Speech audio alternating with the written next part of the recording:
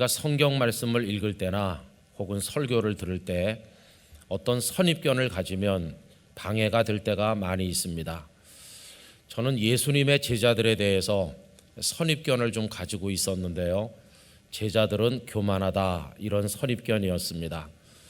근데 복음서를 읽어보면 일부는 맞는 생각인 것 같고 일부는 성경을 보는데 방해가 되는 생각이기도 한 것 같습니다. 예수님께서 십자가를 지시러 예루살렘으로 올라가시는 그 길 위에서조차 제자들이 다투지 않았습니까? 무엇 때문에 다투었는가 보니까 누가 크냐 이렇게 다툰 제자들이고 보니 제자들은 교만하다, 이런 생각을 제가 하는 것도 무리는 아니었겠죠. 그런데 이런 선입견을 가지고 오늘 본문 1절 말씀을 읽곤 했습니다. 그때 제자들이 예수께 나와 이르되 천국에서는 누가 크니까? 자 봐라, 제자들이 얼마나 교만한지 예수님께 묻는 질문도 꼭 이상한 질문을 한다. 누가 크냐고 묻지 않느냐, 이렇게 생각을 했었습니다. 그런데 어느 날 이 말씀을 묵상하는 중에 성령께서 제 마음에 깨달음을 주시는데 그날 제자들의 질문을 제가 재발견했습니다. 이 질문을 곰곰이 되씹어 생각을 해보니까 교만한 자들의 질문이라기보다는 너무나도 귀하고 아름다운 질문이라는 사실을 깨닫게 됐습니다. 왜 그러냐 하면 이 제자들이 이 세상에서는 누가 큽니까? 이렇게 물은 게 아니고 천국에서는 누가 큽니까? 라고 물었기 때문입니다. 여러분, 이렇게 질문한 걸 보면 제자들의 마음 중심이 이 세상에 있습니까? 아니면 천국에 있습니까? 그렇지요. 제자들의 마음이 천국에 가 있다는 것을 깨닫게 되는 순간 이 질문이 참으로 아름답게 여겨지게 된 것이었습니다. 여러분, 제자들은 어떻게 대부분의 모든 사람들이 이 세상에서 큰 자 되기 위해 수단 방법을 가리지 않고 사는데 어떻게 이 제자들은 천국에서 큰 자 되고 싶은 소원을 가지게 되었을까요? 저는 목사가 되어서 오늘까지 살고 있습니다. 제가 신학교에 입학을 할 때 여기서 입학 예배를 드렸는데 바로 저기 저 자리에 앉아 있었습니다. 그날 한경직 목사님께서 에스라의 3대 결심이라는 제하에 설교를 해주셔서 제 마음에 새겼는데요. 몇 년 전에 영락교회 홈페이지에 들어왔다가 한 목사님의 육성 설교가 그대로 남아있는 것을 보게 됐고 찾아서 그 설교를 몇십 년 만에 다시 들으면서 아주 감개무량했던 적이 있었습니다. 그렇게 저는 신학생이 됐고 또 목사가 되었습니다. 그런데 여러분, 목사가 되는 과정이 그렇게 단순했던 것은 아닙니다. 아주 어린 꼬마였을 때는 성도님들이 부릅니다. 운성아 이리 와봐라. 그래서 쪼르륵 달려가면 예, 어쩜 너는 생긴 것도 목사같이 생겼니? 그러니까 너는 커서 나중에 꼭 목사 되라. 그러면서 머리를 쓰다듬어 주시는데요. 그때부터 닳기 시작했습니다. 그러면 저는 저 목사 될 거예요, 이렇게 하곤 했죠. 그런데 문제는 중학생, 고등학생, 대학생 되니까 교회가 왜 이렇지? 그러면서 교회 여러 가지 모순들 그리고 마음에 안 드는 부분들이 점점 크게 보이기 시작하면서 비판적인 안목만 커지다 보니까 목사 될 생각이 좀 사라지게 됐습니다. 거기다가 또 목사님들을 가만히 보니까 한창 팔팔해야 될 목사님들이 쭉 처진 게 아유 저거 할 게 못 된다, 그런 생각도 들기도 했어요. 그런데 여러분, 그랬던 제가 이제 목사가 됐는데요. 목사가 되고 보니까 왜 젊은 목사님들이 축 처지는지를 저도 경험하게 됐습니다. 그때는 교회 차량이 없어서 버스를 타고 신방을 다니는데 9시에 신방대원들이 오셔서 같이 경건 예배를 드리고 이제 9시 반쯤 교회에서 나갑니다. 근데 문제는 신방대원을 자원하는 분들은 다 연로하신 권사님들이시라는 겁니다. 빨리 걷질 못하시는 거예요. 그래서 권사님들 보조에 맞춰가지고 버스 정류장에 가면 근 10시 가까이 되는데 그때는 이미 이제 출근 시간은 다 끝났고 버스 안에 좀 한산하지요. 그러나 뭐 자리가 많이 빈 건 아니고 한 두어 자리 어중간하게 자리가 비어 있을 때 우리가 탑니다. 권사님들을 붙들어서 한 분씩 태워드리고 제가 맨 마지막에 탑니다. 근데 이게 웬일입니까? 잘 걷들으시지도 못하시는 권사님들이 자리를 차지하는 데는 전광석과 같이 빠르세요. 그래가지고 자리를 떡 차지하셨어요. 그래 제 마음에 다행이다. 그래도 서서 가시면 넘어지면 큰일인데 권사님 꼭 앉아 계세요 이렇게 하는데, 젊은 목사를 향한 권사님들의 애정이 보통 뜨거운 게 아니에요. 버스 안에 승객들이 다 쳐다볼 정도로 큰 소리로 목사님 내가 목사님 자리 맡아놨어요. 이리 와서 버스 안에 졸던 승객들이 다 눈을 뜨고 도대체 무슨 일이 벌어지나 해가지고 우리를 주시하지 않겠습니까? 얼굴이 빨개지는 거예요. 아유 권사님 앉으세요. 저는 한창 젊지 않습니까? 그러는데도 막무가내로 아니라고 목사님이 앉으셔야 된다고 그러면서 막 일어나시는데, 여러분 만약에 그때 젊은 제가 앉고요 권사님들이 일어나서 비틀거리면 그 버스 안에 탄 사람들에게는 그날로 전도의 문이 다 막히는 겁니다. 그래 저는 실랑이를 하면서 앉아 계시라고, 제가 서서 간다고. 이러다 보면 벌써 내릴 때 다 돼요. 또 권사님들을 부축해 갖고 이제 내리시게 한 다음에, 그리고 신방 받을 집은 또 한참 걸어가야 되는데 제가 빨리 걸어가면 이게 못 쫓아오시지 않습니까? 그러니까 어쩔 수 없이 보조를 맞추면서 권사님 손자 안부도 묻고 이러다 보니까 나이 30의 목사가 60 넘은 것 같이 쭉 처져가지고 이게 우리 선배들이 가신 고난의 길이었구나 그러면서 그 길을 따라서 여기까지 온 겁니다. 근데 여러분 참 목사 되기 싫은 이유가 많이 있었어요. 그런데 목사 되기 이런 이유가 많았는데 어떻게 목사가 됐을까요? 한마디로 함축해서 말하면 오늘 말씀 그대로입니다. 이 세상에서 큰 자 돼서 박수 받는 것보다 천국에서 큰 자가 돼야 되겠다, 이렇게 결단을 했기 때문이에요. 여러분 세상은 짧습니다. 그러나 천국은 영원합니다. 세상의 영광이 아무리 크다 한들 아침 이슬처럼 아침 안개처럼 다 쓰러지는 것입니다. 그러나 천국에서 주께서 주시는 영광은 영원 무궁한 줄로 믿습니다. 그래서 마음에 결심하는 거죠. 허망한 세상에서 여기서 큰 자 되기보다는 내가 목사가 되어 삶으로써 천국에서 큰 자가 되겠다, 그런 마음을 가지게 된 것입니다. 목사가 되는 것은 뭐 세상의 부귀영화를 쫓는 길은 아니니까요. 여러분 이렇게 보면 여기 제자들께서 천국에서 누가 큽니까? 라고 물었던 그 마음하고 천국에서 큰 자가 되고 싶은 저의 마음이 통하는 바가 있지 않겠습니까? 오늘 3부에 배우신 영락 가족들의 마음도 다 여기서 통하게 되기를 간절히 원합니다. 여러분 그렇다고 한다면 사람들은 도대체 언제부터 어떻게 해서 천국에다 마음의 중심을 두고 살아갈 수 있게 됐겠습니까?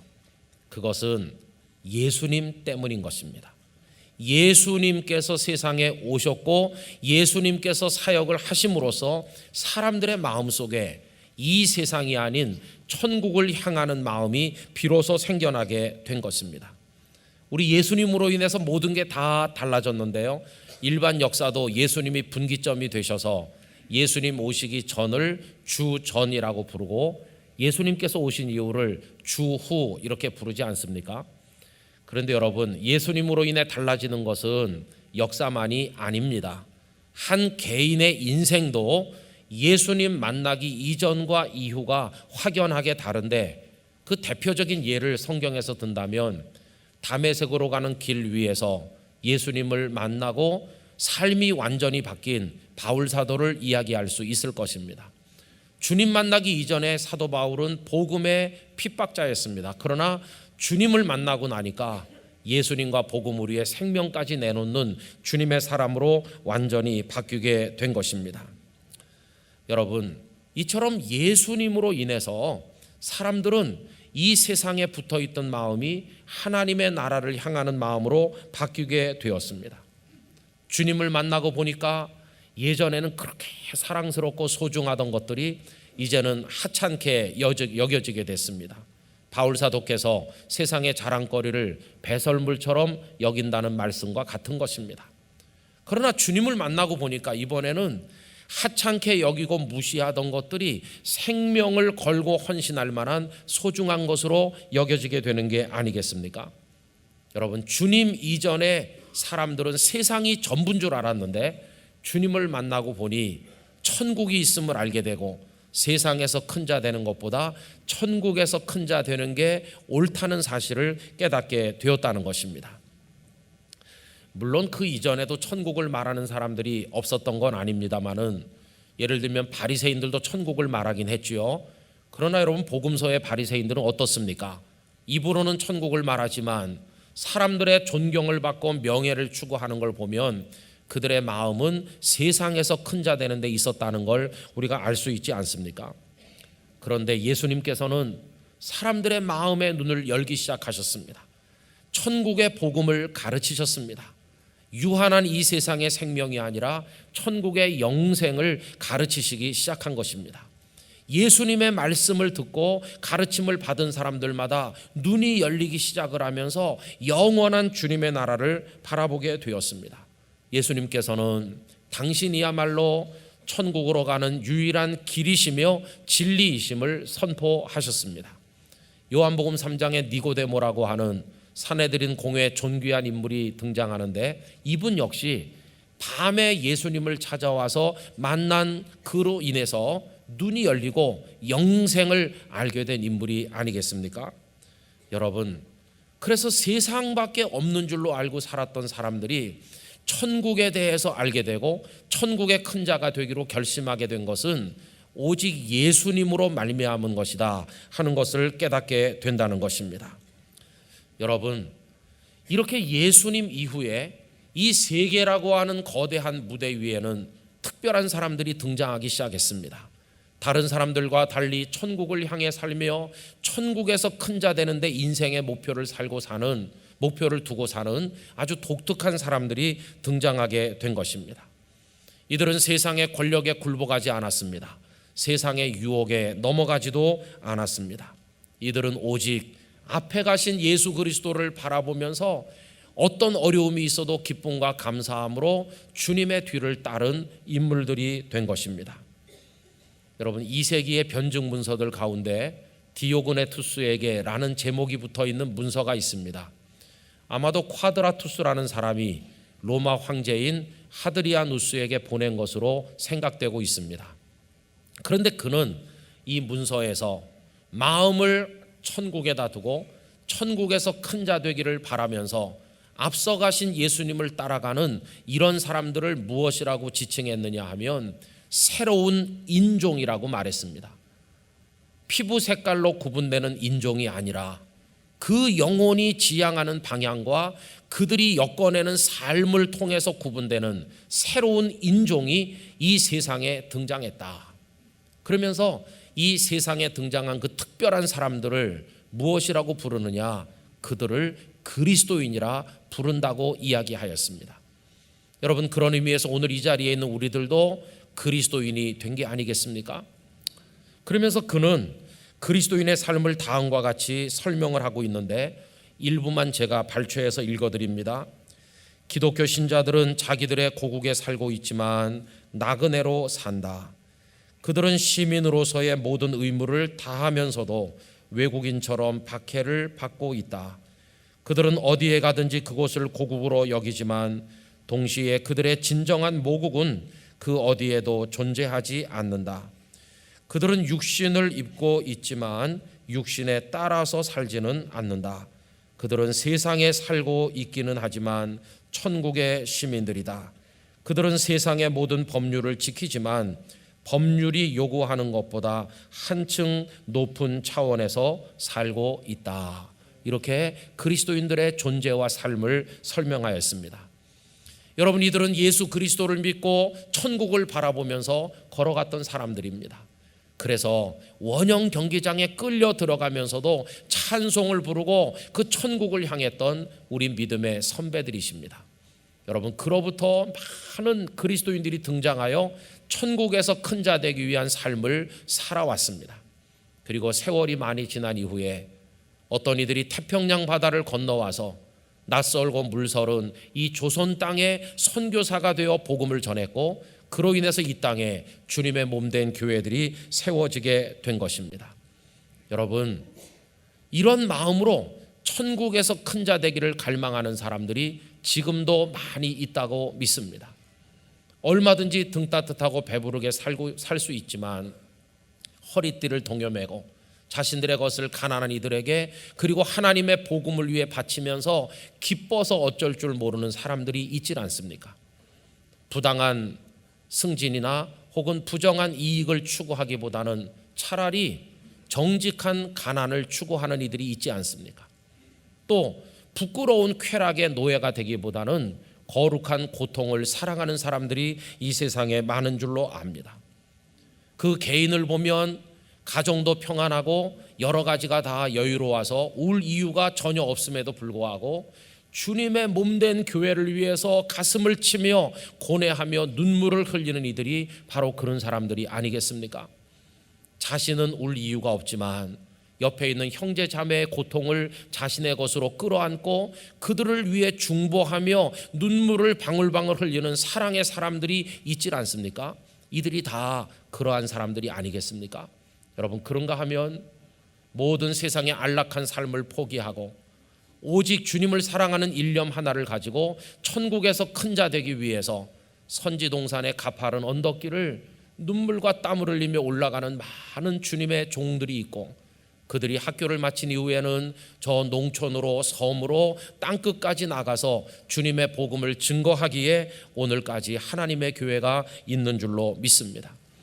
저는 여기 영락교회가 이 반석처럼 이 터전 위에 세워져 있는 것도 천국에서 큰 자 되기를 원했던 많은 분들의 주님을 향한 사랑과 헌신과 삶으로 인해 여기 영락교회가 있는 줄로 믿습니다. 그리고 간절히 기원하기는 우리 예수님 다시 재림하시는 그날까지 영락의 모든 성도들이 이 세상의 큰 자 되기 위해 살지 말고 천국의 큰 자 되기 위해 살아간다면 이 교회가 주님 오시는 그날까지 사명을 다하는 아름다운 교회가 될 줄로 믿습니다. 이런 이들은 세상의 여론이나 사람들의 의견에 귀 기울이기보다는 하나님의 말씀에서 위로를 받고 힘을 얻는 사람들입니다. 이들은 눈앞의 영광보다 영원한 미래의 영광을 바라봅니다. 그래서 이런 말씀을 사랑합니다. 생각하건대 현재의 고난은 장차 우리에게 나타날 영광과 비교할 수 없도다. 아멘. 로마서 8장 18절 말씀입니다.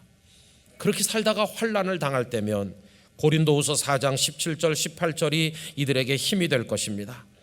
우리가 잠시 밟는 환난에 경한 것이 지극히 크고 영원한 영광에 중한 것을 우리에게 이루게 함이니 우리가 주목하는 것은 보이는 것이 아니요 보이지 않는 것이니 보이는 것은 잠깐이요 보이지 않는 것은 영원함이라. 아멘. 또 세상에 흩어져 있는 자신의 배를 신처럼 위하며 사는 그런 이들을 볼 때마다 나는 저렇게 살지 말아야지, 나는 하늘의 시민권을 가진 사람인지 생각하면서 살아가는 이들이 있을 것입니다. 화면에 나오는 성경 말씀 우리 다 같이 읽어보실까요? 그들의 마침은 멸망이요 그들의 씨는 배요 그 영광은 그들의 부끄러움에 있고 땅의 일을 생각하는 자라. 그러나 우리의 시민권은 하늘에 있는지라 거기로부터 구원하는 자 곧 주 예수 그리스도를 기다리노니. 아멘.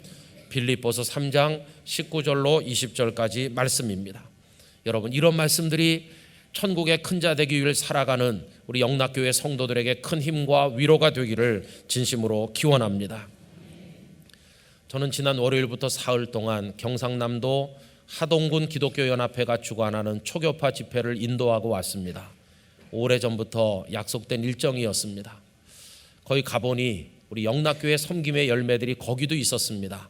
영락교회가 후원해서 예배당을 신축한 교회도 있었고 교육관을 신축한 교회도 있어서 제가 한낮 그 교회들을 세 군데 방문하고 왔습니다. 앞으로 영락교회 섬김이 전국 곳곳에 열매가 되어 나타나기를 진심으로 기원합니다. 그 사흘 동안 무척 행복했습니다. 왜 그러냐 하면 많은 농촌교회 목사님들을 만났는데 얼마든지 이분들 세상에서 잘 살 수 있는 분들이건만 그 모든 거 다 내려놓으신 분들이십니다. 할아버지 할머니 몇 분 안 되는 작은 교회를 섬기면서도 이분들의 얼굴에 기쁨과 행복이 넘쳐 흐르는 걸 보면서 야, 여기 천국에서 큰 자 되길 원하시는 분들이 있구나 생각을 하니까 제 마음에도 기쁨이 가득하였습니다. 그러면서 동시에 갑자기 영락교회 목사가 되어 자칫 잘못하면 세상에서 큰 자 될 유혹 앞에 선 저 자신을 경계하면서 다짐하였습니다. 절대로 세상에서 큰 자 되는 삶을 살지 않아야 되겠다. 그리고 영락교회 모든 성도들과 마음을 하나로 해서 천국에서 큰 자 되는 삶을 살리라, 그런 다짐을 하게 되었습니다. 여러분, 그 거룩한 행렬에 우리 모두 참여하게 되기를 간절히 기원하는 것입니다. 오늘은 사순절 두 번째 주일입니다. 예수님께서 우리를 위해 고난받으신 것을 우리가 기억하며 지키는 절기입니다. 예수님께서는 영광의 보좌를 비우시고 이 땅에 오셔서 처참한 십자가의 고통을 겪으셨습니다. 그렇게 하심으로 부활하시고 승천하셔서 만왕의 왕이요 만주의 주가 되시지 않았습니까? 예수님은 어떻게 하면 천국에서 큰 자가 되는지 그 삶을 우리들에게 고스란히 보여주셨다고 생각이 되는 것입니다. 영락교회 성도 여러분, 우리 모두 천국의 큰 자가 되십시다. 우리가 천국문 앞에 도달했을 때 하늘의 면류관을 쓰고 하나님께 영광 돌리는 성도들이 되기를 진심으로 기원하는 것입니다. 그래서 오늘의 가슴에 품을 메시지는 하나입니다. 주여, 저를 천국의 큰 자가 되게 하여 주시옵소서. 다 같이 기도하겠습니다.